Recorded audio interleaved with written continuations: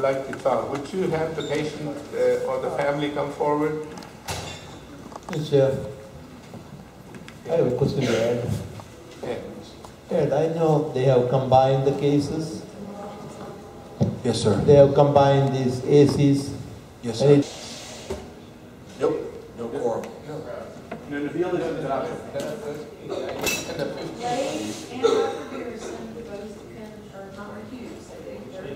Tab number 5, Dr. Ronald Howard Kurlander. Now the department may proceed. Thank you. My name is Andre. First of all, did you swear in the witness, please?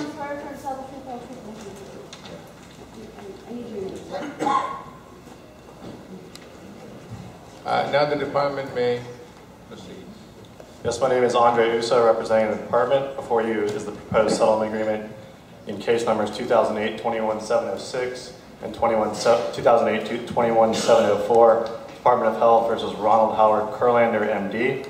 The settlement is the department's proposed resolution of 2 related administrative complaints, totaling 5 counts alleging respondent failed to meet this prevailing standard of care, inappropriately prescribed controlled substances, failed to keep legible medical records, and made deceptive, untrue, or fraudulent representations interrelated to the practice of medicine.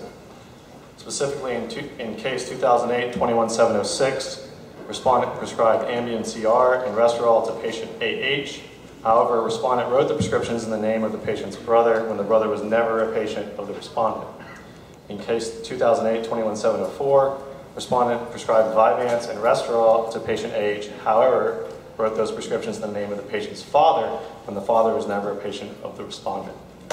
The terms negotiated between the parties are a reprimand, an administrative fine of $15,000, costs capped at $17,100.17, a laws and rules course, a drug course, a medical records course, and a risk management assessment. The terms of the settlement agreement are outside the board's disciplinary guidelines for the following reasons and considerations. These are respondents' first violations in over 35 years of licensure.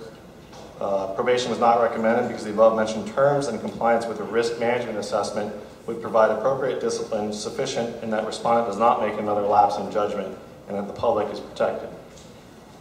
And that also that respondent is operating his practice appropriately.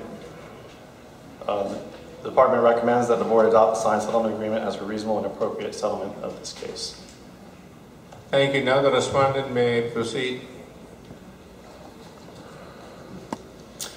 Yes, sir. Randolph Collette with the Doctors Company on behalf of Dr. Kurlander, who is here in support of the settlement agreement. Collette, C-O-L-L-E-T-T-E.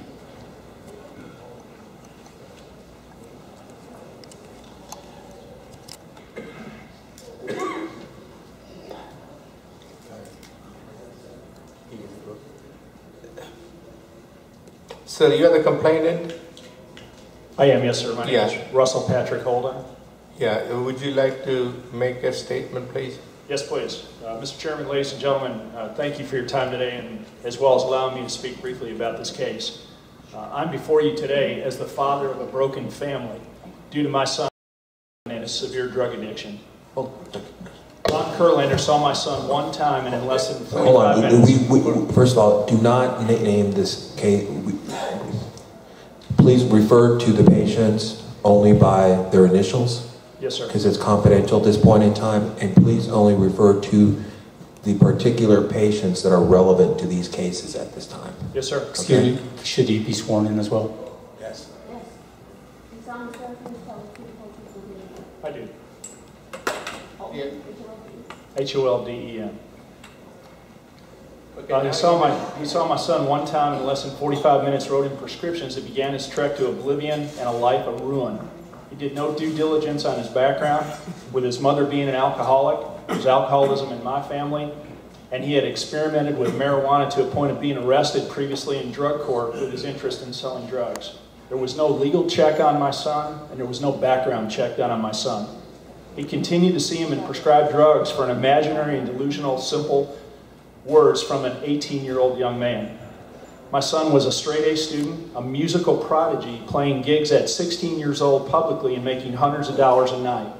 I had never once gotten a call from a teacher in his 18 years about his inability to concentrate, never once heard from anyone that he had anything remotely compared to attention deficit disorder. Not once until he met this doctor.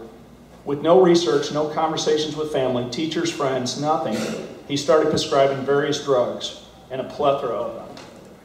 Not knowing anything at all about prescription drugs, we did not know what was happening to my son. Losing over 20 pounds of weight, unable to sleep, acting strange to a point that he acted beyond crazy and even suicidal.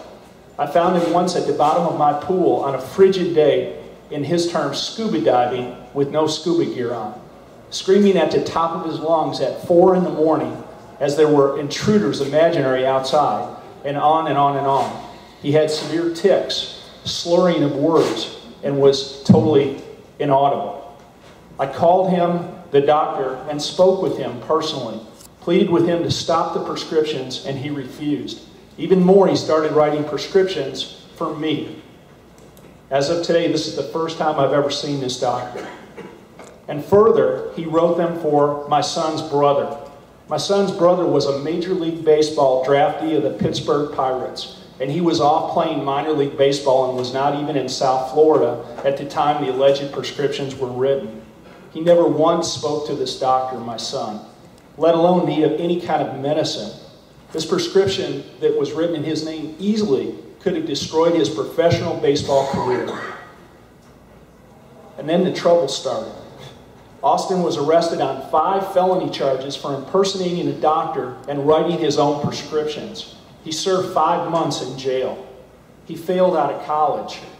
He had been in and out of court, has been to BARC and various other county drug programs so long that it would take an entire day for me to list them all to you. And I believe he is permanently damaged as a result. In closing, I ask you, how many other families have been ruined with prescription writing just like this? How many lives must be ruined by a doctor like this before we're able to be free from people like him? In my opinion, as a layman, he is everything that is stereotypically evil about the practice of medicine. While his skills are not in question today, he clearly penned the prescriptions that he wrote to the others in my family as well as me under the guise of saving money. He never once spoke to me prior to writing these prescriptions, and he knows not whether I'm a billionaire or a pauper. I thank you for having me today, and I thank you for hearing my case. And my family, and on behalf of the public, urge you to incur the largest possible sanctions against this doctor that are possible. Thank you.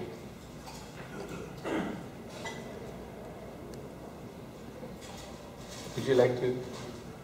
No, or board members?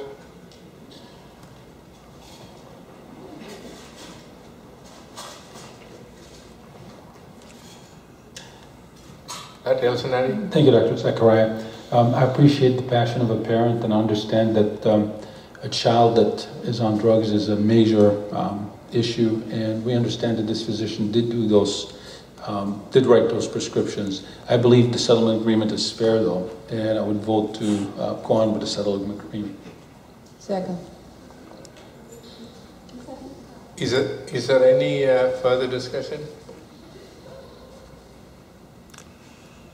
No. Any further discussion? Hearing none, all in favor say aye. Aye. Any opposed? Motion carries. Cost? Costs are $15,828.12. Thank you. Okay, next we are moving on to Mr. Grossman.